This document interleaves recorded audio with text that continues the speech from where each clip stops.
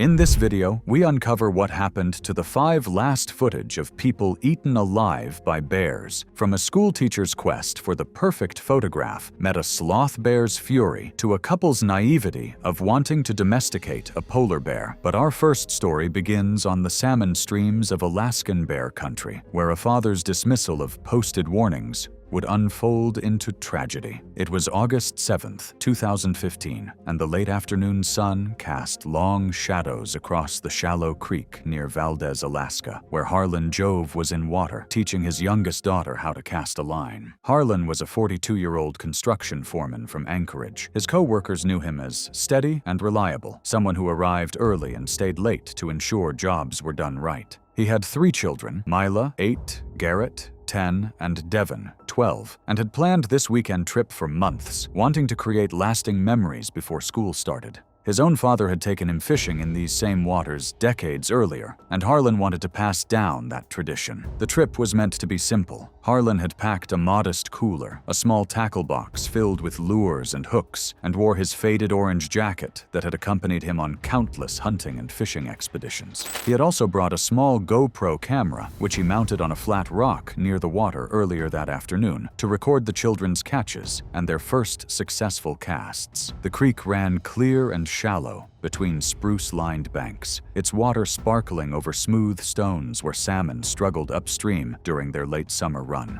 Posted signs at the trailhead clearly warned of increased bear activity, advising hikers to make noise, travel in groups, and carry bear spray. Grizzly bears in the Valdez region weigh between 400 and 800 pounds and are drawn to these creeks during salmon season, foraging along streams where fish are most concentrated. When surprised or when defending territory or food sources, their attacks are swift and devastating. The bears often approach downwind, using natural cover to mask their presence until they are dangerously close. Harlan had left the bear spray in his truck. The kids later said that the reasoning for this was that the noise from the 3 excited children would be deterrent enough, according to their dad. Park rangers had specifically noted heightened grizzly presence in that drainage just days earlier, information posted at the ranger station Harlan had driven past without stopping. As the family fished, the children scattered along the bank, throwing sticks and rocks into the water, their laughter carrying across the stream, all of it visible in the wide frame of the GoPro's steady recording.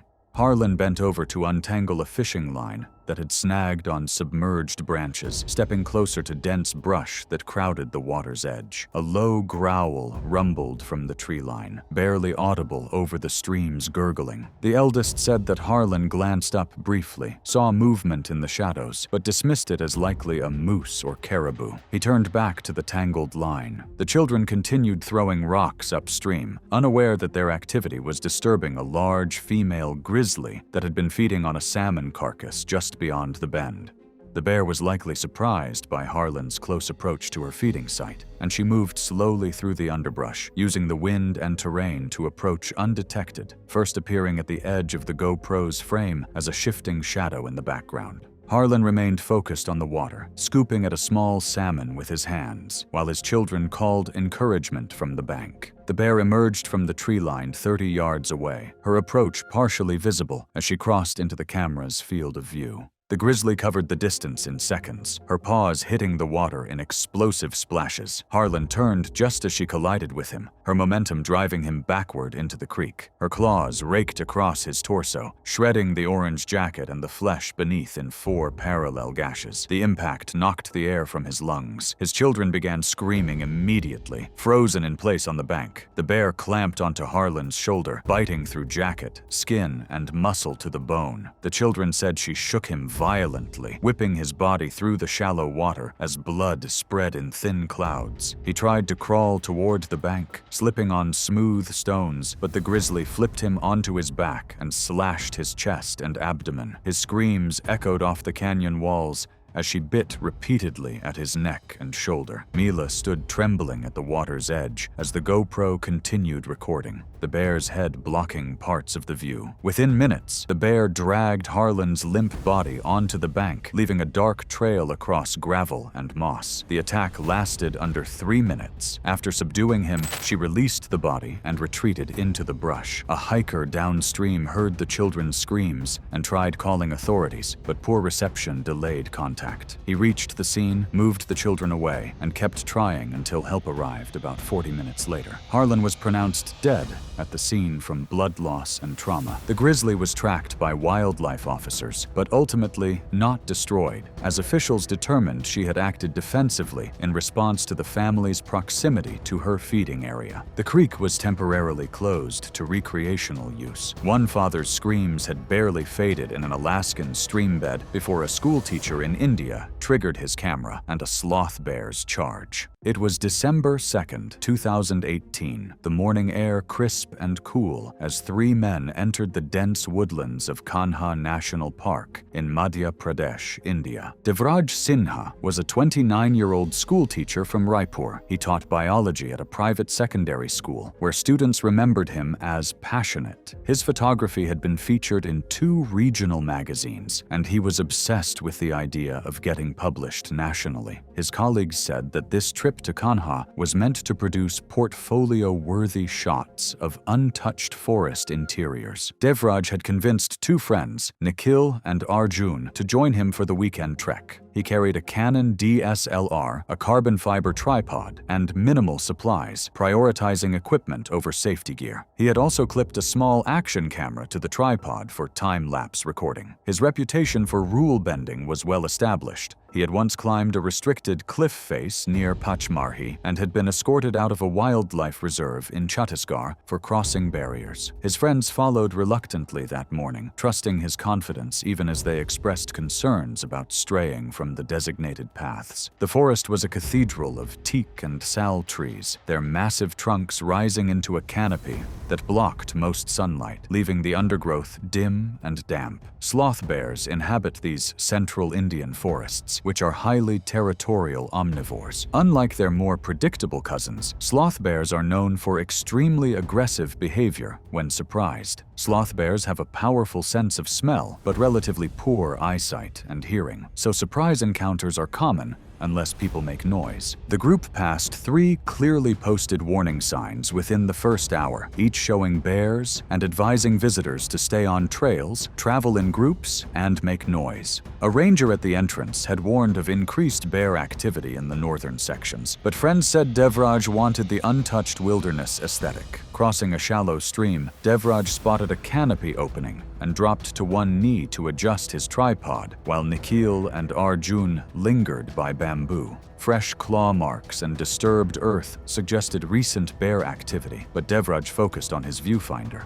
Arjun pointed out paw prints in the mud, but Devraj waved him off. They had no bear spray, air horns, or other deterrents and had been silent, leaving a bear easily surprised. The sloth bear emerged from behind a dense thicket of shrubs less than 15 feet away, moving with shocking speed for its bulky frame. Devraj was rising from his crouch when the animal charged, covering the distance in seconds. The first strike came from its right paw, claws extended, tearing across Devraj's stomach and shredding both his shirt and the skin beneath. He screamed, a high-pitched sound that echoed through the trees as he instinctively turned away, which only exposed his back to the second swipe. The bear's jaws clamped onto the side of Devraj's face, crushing his cheekbone with audible force. Blood sprayed in an arc that splattered across his fallen camera, which had tumbled from the tripod during his initial stumble. Nikhil rushed forward with his aluminum trekking pole, striking the bear's shoulder, but the animal barely acknowledged the blow. Instead, it shook Devraj violently, the way a dog might shake a toy, his body ragdolling as more tissue tore. Arjun screamed for help, his voice cracking with panic. The bear released Devraj's face only to slash at his abdomen again, its claws opening deep furrows that exposed underlying muscle. Devraj's screams had become wet, gurgling sounds. His hands came up weakly to protect his face, but the bear bit down on his left forearm, snapping bone.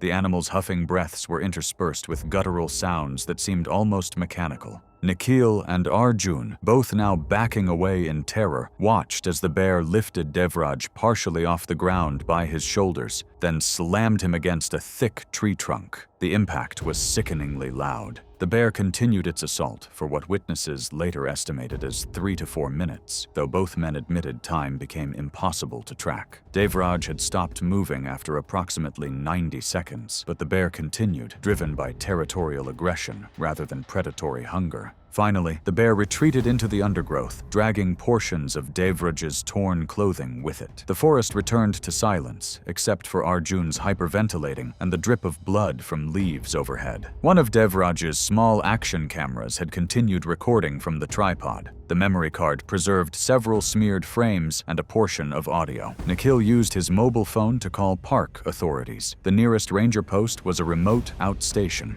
With mobile signal dropping, the first call took several attempts before reaching the gate. Rangers arrived 33 minutes later, finding Devraj's body partially concealed beneath ferns, approximately 12 feet from where the attack had begun. The preliminary field report noted massive trauma to the face, throat, chest, and abdomen, with the probable cause of death being hemorrhagic shock. Park officials recovered the camera equipment, including the blood-smeared footage, before returning them to his family. They received his remains 4 days later, following a formal autopsy in Jabalpur that confirmed the field findings. Nikhil and Arjun both required extended psychological counseling. Neither returned to recreational hiking. One camera preserved the kill in India, but in Russia, a logging worker's weekend rifle tracked movement through birch trees. Not the deer he wanted, but a mother brown bear guarding cubs he couldn't see. It was October 19th, 2014, in the fog-choked forests of the Kamchatka Peninsula. The morning had begun with confidence and careless bravado, but it would end with torn flesh scattered beneath the birch trees. Mikhail Rodin was a 38-year-old logging worker from Petropavlovsk-Kamchatsky, with a reputation for stubborn self-reliance. He worked 6-day weeks operating heavy machinery in the timber camps along the peninsula's eastern slopes, and his weekends were devoted to hunting trips he claimed kept his survival instincts sharp. His cousin, Anatoly, 35, often accompanied him on these excursions. Mikhail frequently boasted to co-workers that he knew the forest better than any ranger and had once tracked an injured elk for 2 days straight without proper supplies. Neither man held formal hunting licenses, and their firearms reflected this lack of official oversight. Mikhail carried a battered rifle prone to occasional misfires, its sights misaligned from years of rough handling. The weapon had limited effective range and required careful maintenance it rarely received. They had driven 3 hours from the city that morning, parking their truck near an unmarked trail Mikhail insisted would lead them to prime deer territory. Anatoly wore a helmet-mounted camera, originally purchased to review their tracking techniques and document any successful kills. The Kamchatka Peninsula, in mid-October, is a landscape caught between seasons, where autumn rain mixes with the first snows and visibility drops to dangerous levels. Brown bears on the peninsula are among the largest subspecies in the world, with adult males weighing up to 1,300 pounds and standing over 8 feet tall when upright. Females with cubs display heightened aggression, particularly during autumn, when they prepare for winter denning. These bears can run at speeds exceeding 30 miles per hour over short distances, despite their massive size, and their claws, curved weapons up to 4 inches long, are designed to tear through flesh and break bones with minimal effort. A brown bear's bite is powerful enough to crush bone and break large bones, and maternal instinct often causes defensive attacks with little or only brief warning. The morning passed in relative silence, as the two men tracked deer prints through increasingly dense brush. By early afternoon, fog had reduced visibility to less than 30 yards. The forest floor was carpeted with wet leaves and patches of early snow, muffling their footsteps, but also concealing animal tracks until they were nearly on top of them. Mikhail spotted movement near a cluster of birch trees and raised his rifle. He fired without proper aim, the crack of the gunshot echoing unnaturally loud through the fog-dampened air. What Mikhail had not seen were the 2 brown bear cubs foraging behind those birch trees, their small forms concealed by low-hanging branches. The gunshot spooked the cubs, sending them scrambling up the nearest trunk with panicked squeals. Their mother, a massive female weighing an estimated 650 pounds, materialized from the fog with terrifying speed. Anatoly, positioned several yards behind his cousin, saw the bear's dark shape emerge and opened his mouth to shout a warning. But the animal closed the distance in seconds. The bear hit Mikhail from the side, her initial impact lifting him completely off his feet and slamming him into the trunk of a thick pine tree. The helmet camera on Anatoly captured the moment clearly. Mikhail's rifle flying from his grip, his body crumpling against the bark, and then the bear's claws tearing through his jacket and the flesh beneath. The first swipes opened deep gashes across his chest and left arm, fabric, and skin separating in ragged lines that immediately began pumping blood. Mikhail screamed, a sound Anatoly would later describe to investigators as barely human, more like an animal caught in machinery. The bear pinned Mikhail against the tree with her full weight, her jaws closing around his right shoulder. His ribcage collapsed under the pressure, punctured ribs driving into internal organs. Blood sprayed across the bark and soaked into the forest floor. Anatoly fired a single shot as a last-ditch deterrent. The bear barely reacted. Defensive attacks often don't respond to warning shots. Instead, she used one massive paw to swipe at Mikhail's face and neck, her claws raking through tissue and severing major blood vessels. The bear grabbed Mikhail's torso and dragged him 6 feet before releasing him to bite and claw further, puncturing his abdomen and ripping his thigh to the femur. The attack lasted about 2 minutes before she retreated into the fog. Apparently satisfied her cubs were safe, Anatoly approached his cousin. Unresponsive, chest still, blood pooled beneath him. Seeing first aid was futile, he began a 2-hour fog-slowed hike back to their truck, getting delayed by dense undergrowth. After reaching the vehicle, he drove an hour on rough roads to a village with phone service around 4:30 p.m.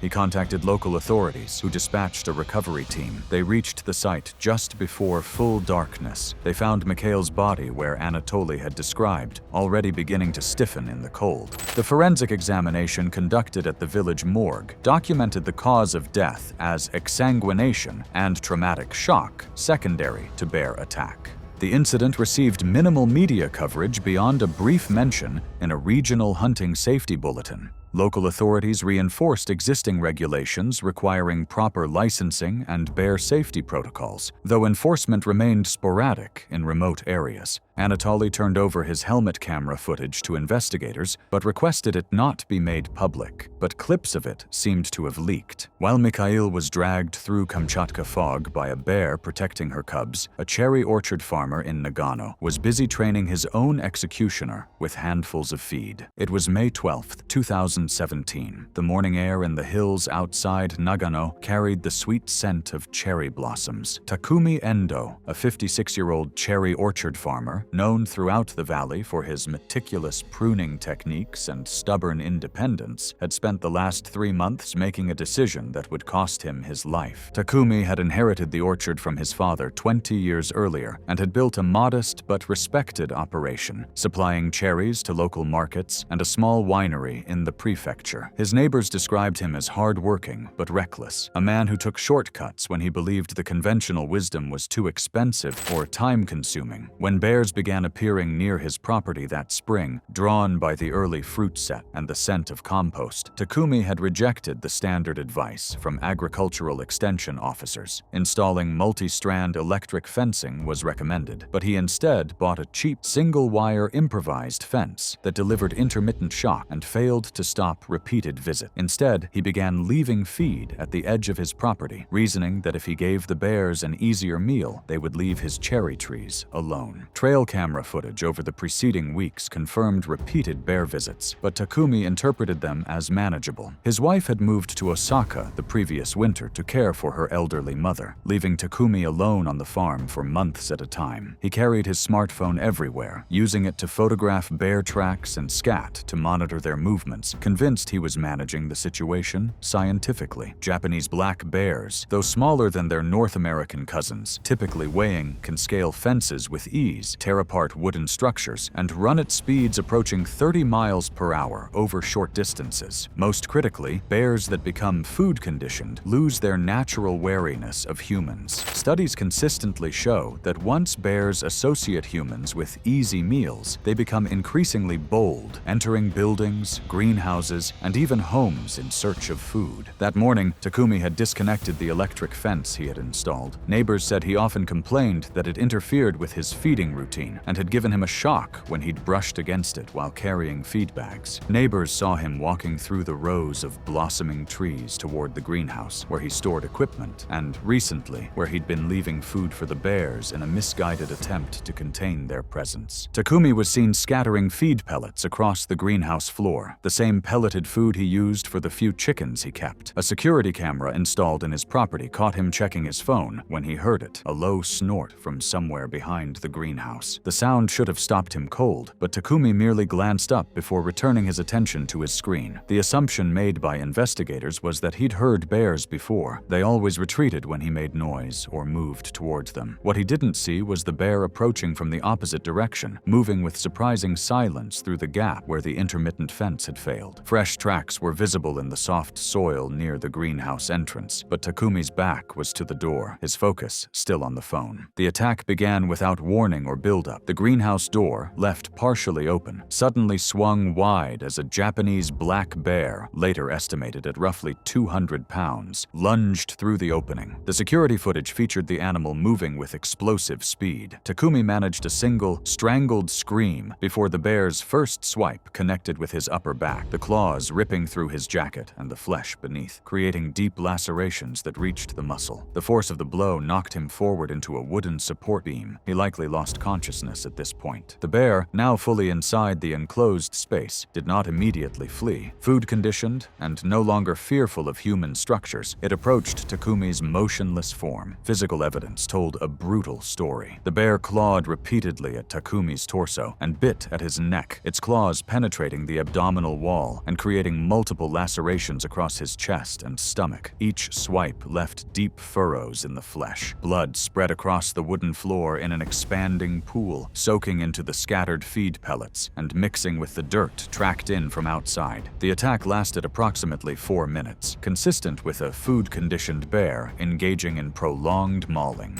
The bear retreated through the same door it had entered, leaving Takumi's ravaged body on the greenhouse floor. The neighbor had been working in his field when he heard Takumi's initial scream, but assumed it was an argument or equipment noise. After 20 minutes of unusual silence, he checked the greenhouse and found Takumi's body, then called emergency services. Paramedics arrived 18 minutes later and confirmed he had been dead for minutes. The physician listed massive hemorrhagic shock from deep lacerations and neck bites consistent with a black bear attack. Authorities euthanized the bear 3 days later after it returned, despite warnings. Footage confirmed it was a male drawn by Takumi's feeding routine. Officials renewed warnings about feeding wildlife, and a seminar featuring the footage circulated quietly before surfacing online months later. Takumi's feeding ritual ended with his skull crushed against greenhouse beams, and in Norway, a couple would bait a bear with food, thinking they could domesticate it. It was April 14, 2016. The late spring sun hovered low over the partially ice-covered fjords near Longyearbyen, Svalbard, casting pale golden light across the snow-dusted tundra. Tourists were scarce this time of year, but even experienced guides still checked their rifles twice. Erik Solberg, 41, was a civil engineer from Trondheim, Norway, who had built his career on precision and risk assessment. His colleagues knew him as methodical, someone who triple-checked calculations and never cut corners on safety protocols. Yet in his personal life, particularly during his Arctic excursions, Erik had developed a troubling pattern of overconfidence. He had visited Svalbard 3 times before, each trip reinforcing his belief that he understood the rules of this frozen world. Marlene, 38, his wife, was a nurse at Trondheim University Hospital, known among colleagues for her quiet attentiveness and steady hands during emergencies. She had joined Erik on this trip to celebrate their 10th anniversary, bringing along a professional-grade camera to document Arctic wildlife. Both had completed previous polar expeditions without incident,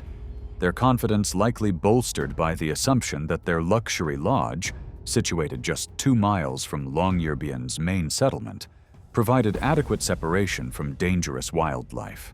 The couple had rented a private luxury lodge slightly outside the main settlement, surrounded by snow-packed paths that led directly to the fjord. They spent much of the afternoon on the lodge's wooden deck and adjacent yard, where several fixed security cameras captured their movements, providing a clear vantage of the surrounding snowfields. That morning, Eric had caught several fresh Arctic char while ice fishing, returning with his catch around noon. Later, he noticed a faint set of paw prints in the snow, large and circular, roughly 9 inches across, crossing the path toward the lodge. He pointed them out to the staff. The bear that had left those tracks was a large adult male polar bear, weighing approximately 880 pounds and measuring nearly 9 feet in length. Polar bears are the largest land carnivores on Earth, with males reaching weights up to 1,500 pounds during peak feeding season. Unlike other bear species, polar bears are true apex predators, with no natural fear of humans. They may actively stalk people if they associate them with food. Their sense of smell is extraordinarily acute and can detect strong food odors from many kilometers away. Their massive paws, equipped with curved claws up to 4 inches long, allow them to move silently across snow and ice. When attacking, polar bears typically strike with devastating speed, capable of reaching 25 miles per hour in short bursts, and often target the head and neck with crushing bites. Around 3 p.m., Eric decided to feed a bear he had apparently spotted earlier, spreading several fresh fish in a row about 15 feet from the deck railing. Marlene set up her camera on a tripod, excited to photograph the scene. The lodge cameras also recorded their activity, showing them casually standing near the bait.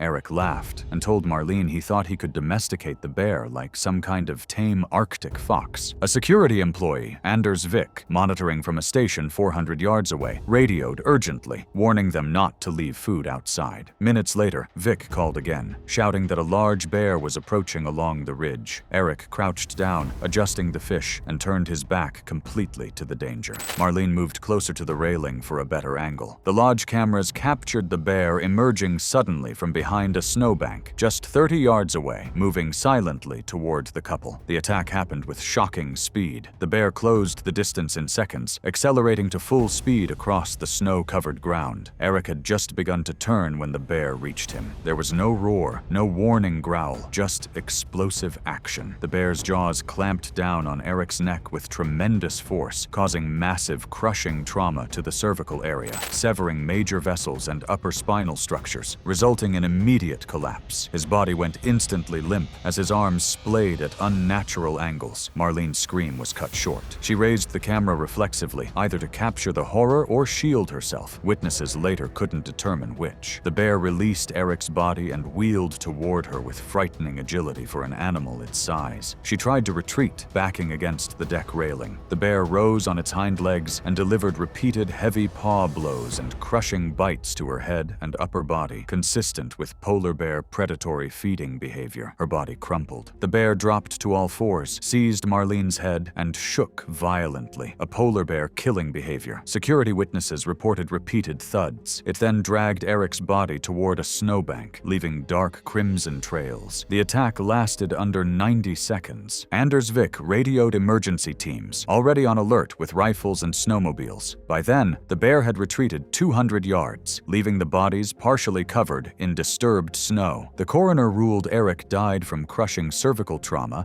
and exsanguination, Marlene from catastrophic cranial trauma and soft tissue damage. Both showed post-mortem predation consistent with polar bear feeding behavior. Security footage and blurry burst frames from Marlene's camera were preserved alongside wide-angle lodge security camera footage, all saved for investigation. New regulations were immediately implemented across Svalbard's tourism facilities. Mandatory bear deterrent systems, strictly enforced food storage rules, and increased penalties for feeding wildlife. The couple's bodies were transported to Trondheim for burial. Thanks for watching. If you liked these stories, click here.